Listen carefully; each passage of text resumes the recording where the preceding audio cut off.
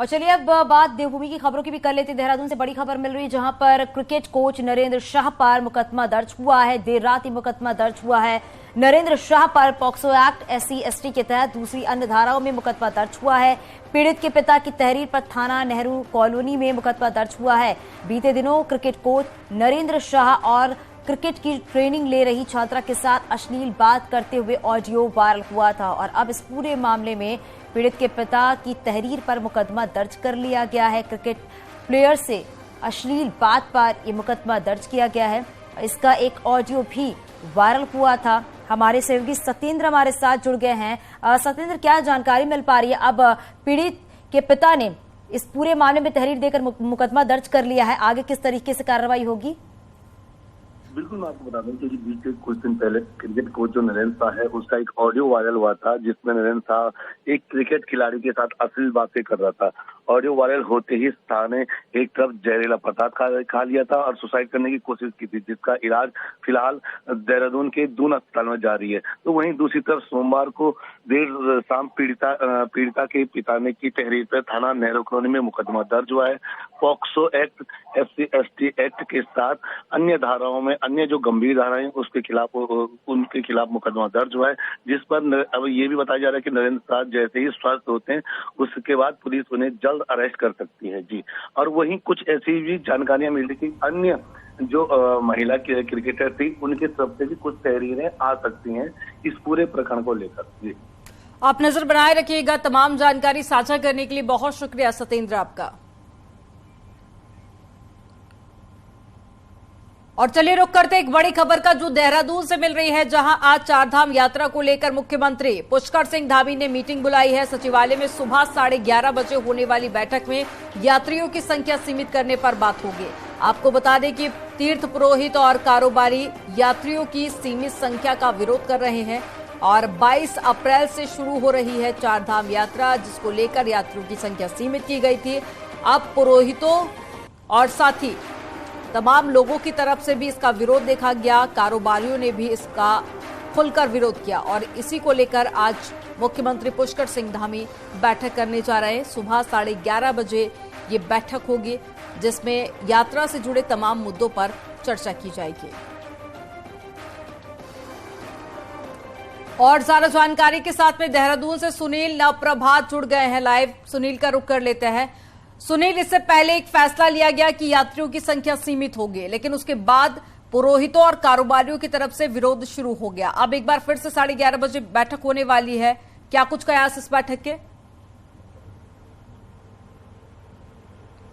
देखिए, 22 अप्रैल से चारधाम यात्रा शुरू होनी है। इसके लिए सरकार ने एक व्यवस्था की थी कि चारों धामों की जो कैरिंग कैपेसिटी है उसको निर्धारित कर दिया गया था और इसके तहत बद्रीनाथ में एक दिन में 18,000 श्रद्धालु, केदारनाथ में एक दिन में 15,000 श्रद्धालु और इसी तरह से गंगोत्री धाम में 8,000 और यमुनोत्री धाम में 5,500 श्रद्धालुओं की दर्शन की व्यवस्था एक दिन में सरकार ने निर्धारित की थी। पहला पॉइंट ये था। दूसरा पॉइंट था कि सरकार ने कहा था कि चारों धामों में जो भी यात्री आएंगे उससे पहले उनको ऑनलाइन रजिस्ट्रेशन कराना होगा। इसके लिए अलग अलग ऑप्शन दिए थे कि आप व्हाट्सएप के जरिए, कॉलिंग के जरिए किसी भी तरह से रजिस्ट्रेशन करा सकते हैं। इसको लेकर लगातार गतिरोध बना हुआ था। जो तीर्थ पुरोहित हैं, स्थानीय लोग हैं, उनका इस बात को लेकर विरोध है कि चारों धामों में जो रजिस्ट्रेशन की प्रक्रिया है उसको समाप्त किया जाए और इसके साथ साथ चारों धामों में एक दिन में यात्रियों की जो संख्या फिक्स कर दी गई है उस व्यवस्था को भी समाप्त किया जाए। कल मुख्यमंत्री से गंगोत्री और यमुनोत्री के विधायकों के नेतृत्व में चारधाम के जो पंडा पुरोहित हैं, होटलियर्स हैं, टूरिज्म सेक्टर से जुड़े जो लोग हैं, उन्होंने मुख्यमंत्री से मुलाकात की और ये बातचीत फॉर्मली तौर पर एक बातचीत की गई कि जो रजिस्ट्रेशन की व्यवस्था है अगर ये ऑनलाइन है तो इसको ऑफलाइन व्यवस्था भी रखी जाए। चारों धामों में कुछ सेंटर्स बनाए जाएं जहां पर जो तीर्थयात्री हैं वो ऑफलाइन भी अपना रजिस्ट्रेशन कर सकें। इसके साथ साथ इन लोगों का कहना था कि जो स्थानीय लोग हैं, पंडा पुरोहित हैं, उनको धामों में जाने के लिए रजिस्ट्रेशन की जो अनिवार्यता स्थानीय लोगों के लिए भी रखी गई है उसको समाप्त कर दिया जाए ताकि स्थानीय लोग बेरोक टोक धामों में आवागमन कर सके। इसके साथ साथ दूसरी व्यवस्था है कि जो कैरिंग कैपेसिटी है उसको समाप्त किया जाए। तो इसको लेकर मुख्यमंत्री ने कल जो प्रतिनिधिमंडल था उसको आश्वासन दिया है कि कल जो मीटिंग होगी, यानी कि आज जो समीक्षा मीटिंग होगी, इसमें विचार विमर्श के बाद एक सकारात्मक निर्णय लिया जाएगा जो सभी लोगों को मान्य होगा, सभी लोगों के हित में होगा, चाहे वो पंडा पुरोहित हों, होटलियर्स हों या स्थानीय लोग हों।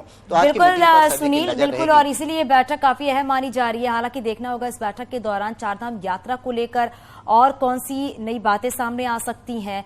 आप नजर बनाए रखिएगा। बहुत शुक्रिया इस पूरी जानकारी के लिए। रामनगर में आज से G20 समिट 18 देशों के डेलीगेट्स आएंगे। आज दोपहर के बाद ये मेहमान आएंगे। सम्मेलन के लिए रामनगर तैयार है। सीएम धामी सम्मेलन में शामिल होंगे। समिट को लेकर सुरक्षा के पुख्ता इंतजाम किए गए हैं। तो रामनगर में आज G20 समिट है, इसको लेकर तैयारियां पूरी हो चुकी हैं। कहा यह जा रहा है कि G20 में 18 देशों के डेलीगेट्स आएंगे। सुरक्षा के भी पुख्ता इंतजाम किए गए हैं। जो मेहमान हैं वो दोपहर के बाद आना शुरू हो जाएंगे और सम्मेलन के लिए रामनगर पूरी तरीके से तैयार है। इस सम्मेलन की अगर बात करें तो सीएम पुष्कर सिंह धामी भी इस सम्मेलन में शामिल होंगे। समिट को लेकर चप्पे चप्पे पर निगरानी भी रखी जाएगी क्योंकि 18 देशों के डेलीगेट्स जो हैं वो आज इस सम्मेलन में शामिल होंगे। हालांकि इस सम्मेलन के दौरान कौन सी अहम बातें सामने आती है वो भी हम आपको अपडेट करेंगे।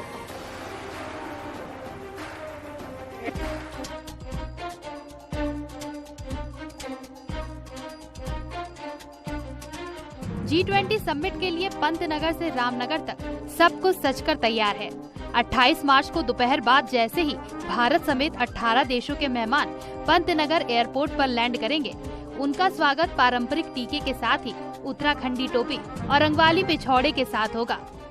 28 मार्च को पंतनगर से रुद्रपुर, बाजपुर होते हुए रामनगर पहुंचेंगे विदेशी मेहमान। 29 मार्च को रामनगर के ताज रिजॉर्ट में होगी साइंस की राउंड टेबल कॉन्फ्रेंस। रामनगर में होगी दुनिया के बदलते स्वास्थ्य और पर्यावरण पर चर्चा।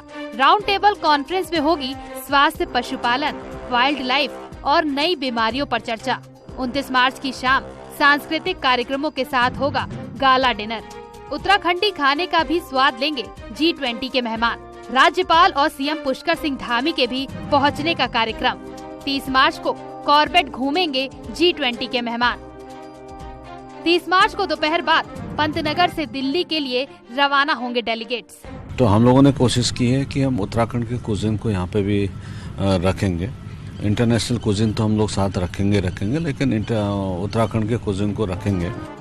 जाहिर है इस समिट के जरिए सरकार की कोशिश विदेशी मेहमानों को भारत के साथ ही देवभूमि उत्तराखंड की संस्कृति और खान पान से रूबरू कराना है। केंद्र सरकार के मंत्री भी इसे सरकार की बड़ी उपलब्धि करार दे रहे हैं।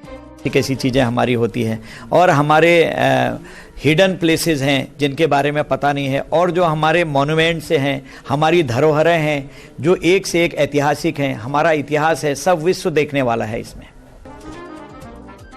G20 समूह की अध्यक्षता कर रहे भारत के लिए वाकई ये बड़ा मौका है, जब G20 देशों के अलावा विशेष रूप से बुलाए गए बांग्लादेश, मिस्र, Mauritius, Netherland, Nigeria, Oman, Singapore, Spain और UAE जैसे भारत के 18 मित्र देशों के वैज्ञानिक और वैज्ञानिक सलाहकार भी यहाँ पहुँचेंगे, जिससे उत्तराखंड को देश और दुनिया में नई पहचान मिल सकती है।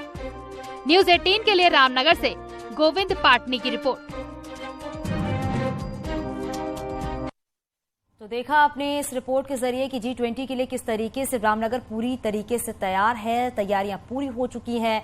और इस पर बात करने के लिए हमारे सहयोगी रामनगर से शैलेंद्र नेगी हमारे साथ जुड़ गए हैं। शैलेंद्र, जरा बताइएगा वहां पर किस तरह की तैयारियां देखने को मिल रही हैं और कहा यह जा रहा है कि 18 देशों के डेलीगेट्स जो हैं, जो मेहमान हैं, वो दोपहर के बाद आना शुरू हो जाएंगे। हालांकि सीएम पुष्कर सिंह धामी भी इस दौरान मौजूद होंगे। क्या देख पा रहे हैं और सुरक्षा के किस तरह के इंतजाम? देखिए क्यों अभी सुबह सुबह का वक्त है, सुरक्षा अभी थोड़ी देर बाद शुरू होगी जैसे जैसे डेलीगेट्स पहुंचना शुरू होंगे, क्योंकि दोपहर बाद डेलीगेट्स को पहुंचना है। पंतनगर एयरपोर्ट उतरेंगे और पंतनगर एयरपोर्ट के बाद सीधे वो रामनगर पहुंचेंगे। रामनगर में मैं दिखाऊं कि इस तरीके के तोरण द्वार बनाए गए हैं, ये वेलकम डेलीगेट्स लिखा गया है। एक तरफ प्रधानमंत्री नरेंद्र मोदी की तस्वीर है और दूसरी तरफ सीएम पुष्कर सिंह धामी की तस्वीर है, और रामनगर को सुंदर तरीके से सजाया गया है। जो बेजान दीवारें लग रही थी कल तक, वो आज बिल्कुल बेहद सुंदर तरीके से सजी हुई है। पूरा कार्यक्रम क्या है, हमारे साथ जो हमारे यहाँ के संवाददाता हैं साथी गोविंद पाटनी जी, क्या रहेगा पूरा कार्यक्रम, थोड़ा सा बताइए। देखिए, कल आज जो है वो डेलीगेट्स यहाँ पहुंचेंगे, उसके बाद वो कुछ देर आराम करने के बाद जो है यहाँ कॉर्बेट से रिलेटेड कुछ वाइल्ड लाइफ की फिल्में देखेंगे। कल जो है वो कार्यक्रम होना है जिसका इंतजार है। कल जो वैज्ञानिक हैं वो राउंड टेबल कॉन्फ्रेंस उनकी होगी, उसके बाद शाम को जो है सांस्कृतिक कार्यक्रम होंगे, उसके बाद गाला डिनर यहाँ पर किया जाएगा। 30 तारीख को वो लोग जो है फिर कॉर्बेट के बिजरानी जोन पे भ्रमण पे जाएंगे। गाला डिनर में क्या क्या खास रहने वाला है, थोड़ा सा आप दर्शकों को ये बताइए। देखिए, जितने इंटरनेशनल मेहमान हैं उनके देशों के जो डिशेज हैं वो तो यहाँ बनेंगे ही, साथ में जो हमारे पहाड़ के जो डिशेज हैं वो भी यहाँ पर परोसे जाने की पूरी व्यवस्था की गई है, जिससे कि हमारा जो खान पान है उसको भी कहीं ना कहीं कोई मुकाम मिल सके। वैसे तो कॉर्बेट को लगातार देश और दुनिया जानती है, लेकिन इतनी बड़ी संख्या में अमेरिका, ब्रिटेन, इटली, जापान जैसे अगर देशों के डेलीगेट्स यहाँ पहुंच रहे हैं और पड़ोसी देशों के डेलीगेट्स भी यहाँ पहुंच रहे हैं, तो आपको लगता है कि एक नई पहचान मिलेगी? बिल्कुल, निश्चित रूप से इससे जो है एक पर्यटन के क्षेत्र के अलावा अन्य क्षेत्रों में भी बहुत बड़ी पहचान रामनगर को मिलने जा रही है। देखिए चांदनी, जो कल की राउंड टेबल कॉन्फ्रेंस है, क्योंकि इसमें जो 18 देशों के हमारे वैज्ञानिक हैं और प्रधान जो वैज्ञानिक सलाहकार हैं इन देशों के जो हेड ऑफ द कंट्री हैं, वो सब लोग यहाँ पहुंच रहे हैं, तो ऐसे में यहाँ पर विश्व स्वास्थ्य की बिल्कुल शैलेंद्र, इससे ये भी है क्योंकि G20 समिट जो है वो काफी अहम भी है, और इससे ये भी है कि जो 18 देशों के मेहमान आ रहे हैं, इससे उत्तराखंड की एक अलग पहचान देखने को वहां पर मिलेगी। आप नजर बनाए रखिएगा। शुक्रिया इस पूरी जानकारी के लिए शैलेंद्र। और चलिए खबरों में आगे बढ़ते हैं। बीजेपी की चुनावी रणनीति की सबसे बेसिक और महत्वपूर्ण कड़ी बूथ कमेटियों के गठन के लिए अब बड़े नेताओं को उतारा गया है। 31 मार्च तक बूथ कमेटियों के गठन की कट ऑफ डेट रख दी गई है, तो इससे भी नीचे सांसद, मंत्री और विधायकों को पन्ना प्रमुख की जिम्मेदारी भी दी गई है। एक रिपोर्ट आपको दिखाते हैं।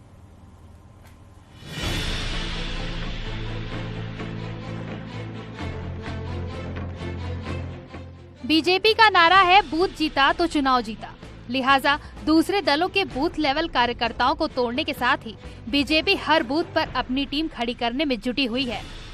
लंबे समय से हर बूथ पर 11 लोगों की एक कमेटी बनाने के प्रयास हो रहे हैं, जिनमें महिला प्रमुख, युवा प्रमुख, लाभार्थी प्रमुख, व्हाट्सएप ग्रुप प्रमुख जैसे पद दिए गए हैं। अगर एक पन्ना प्रमुख के पास हमारा 8 या 10 घर है, तो प्रत्येक घर का एक सदस्य ये हमारी बीजेपी पन्ना टोली में आए और उस दृष्टि से हमारी टोली का गठन हम लोग करेंगे। तो उसका भाव यही है। बूथ के बाद पन्ना टोली का नंबर है, यानी कि बूथ पर वोटर लिस्ट के एक पेज पर मौजूद वोटर्स के बीच एक प्रमुख होगा, जिसकी जिम्मेदारी होगी कि उस पेज पर मौजूद वोटर्स से व्यक्तिगत रूप से संपर्क कर उन्हें पार्टी से जोड़ा जाए। और हम लोग 6 अप्रैल हमारा स्थापना दिवस है, हम ऊपर कमल का ध्वज लगाकर और अपने संगठन के व्याप को गांव स्तर तक, बूथ स्तर तक पहुंचाएंगे। दरअसल 6 अप्रैल को बीजेपी का स्थापना दिवस है।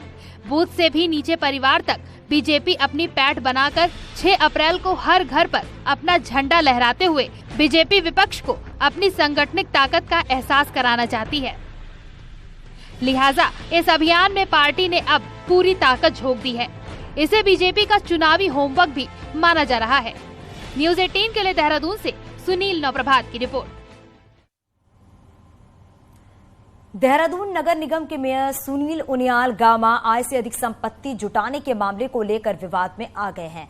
आरटीआई एक्टिविस्ट विकेश नेगी ने मेयर की संपत्ति के 10 गुना तक बढ़ने के साक्ष्य भी दिखाए और इसकी जांच की मांग भी की है। विकेश नेगी ने शिकायती पत्र देकर पीएमओ, सीएम कार्यालय और विजिलेंस से इसकी जांच कराने की मांग की गई है।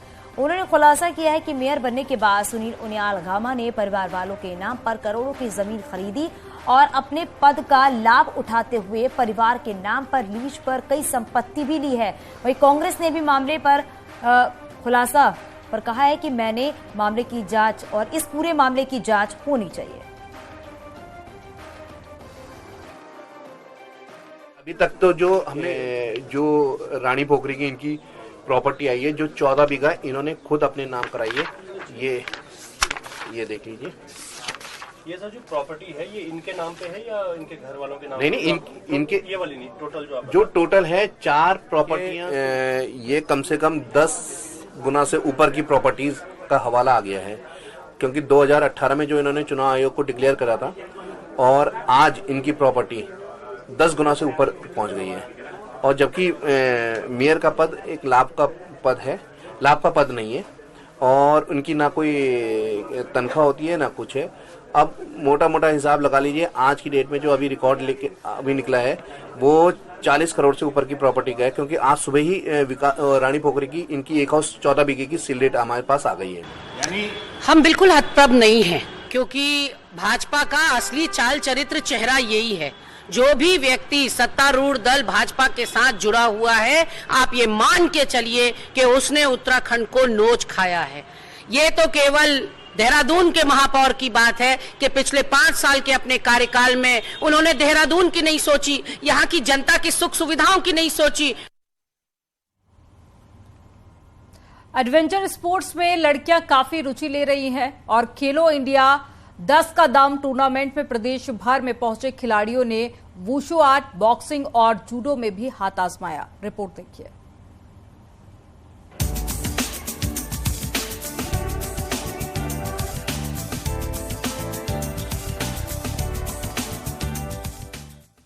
खेलो इंडिया 10 का दम लीग में प्रदेश भर से आई लड़कियों ने वुशु आर्ट में हाथ आजमाए।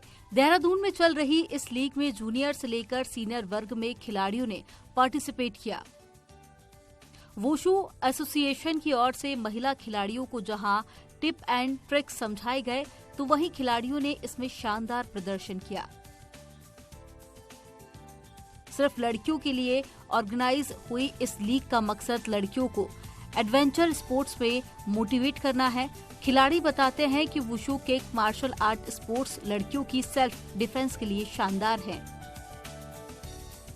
मैं 3 साल से प्रैक्टिस कर रही हूँ और वुशु एक ऐसा गेम है जिसमें हम अपना करियर वगैरह बना सकते हैं। इंडिविजुअल गेम है हमारा और इसमें करियर हमारा बन सकता है अच्छे। वुशु इसलिए चुना कि मतलब हम दिखा सकते हैं कि लड़कियां भी इतनी स्ट्रांग है, वी कैन ऑल्सो फाइट, कि लड़कों से भी हम मतलब कंपैरिजन अगर गर्ल्स का करें तो हम भी अच्छा खेल सकते हैं, अपना बेस्ट दे सकते हैं और आगे के लिए भी अच्छा है। अगर सर्टिफिकेट वगैरह मिला तो इन गवर्नमेंट जॉब भी लगता है, तो इसमें।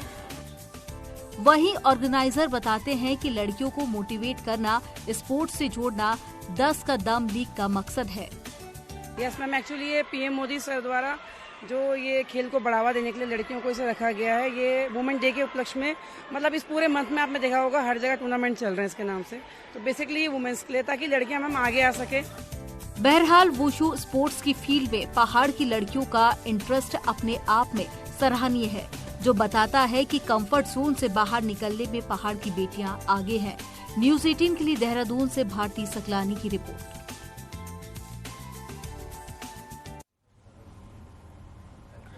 हरिद्वार में नंदा गौरा योजना में 193 लोगों द्वारा फर्जी आय प्रमाण पत्र मामला सामने आने के बाद अब सरकार योजना में कड़े नियम करने जा रही है। समाज कल्याण विभाग और महिला बाल विकास विभाग की सभी स्कीम में अब बैंक और राजस्व विभाग को डायरेक्शन दे दिए गए हैं।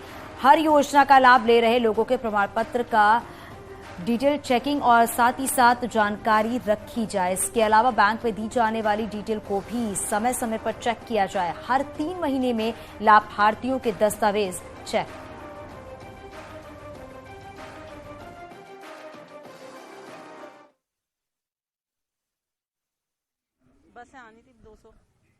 प्रमाण पत्र आपको नहीं मिलेगा तब तक आप पेंशन जारी नहीं करेंगे। और जिन लोगों ने अवैध रूप से चाहे गौरा देवी कन्याधन योजना ली हो, चाहे पेंशन ली हो, उनसे वसूली होगी, जांच होगी, जो भी नियमानुसार कार्रवाई होगी वो कार्रवाई करेंगे।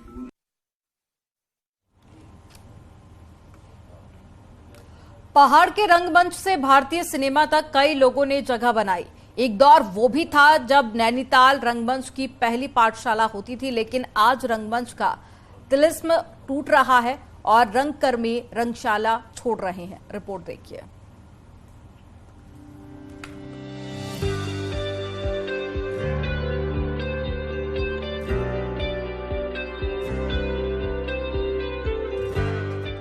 दर्शकों की कमी और मंच पर अभिनय करते कलाकार, जी हाँ, वक्त के साथ नैनीताल का रंगमंच भी पीछे छूटने लगा है।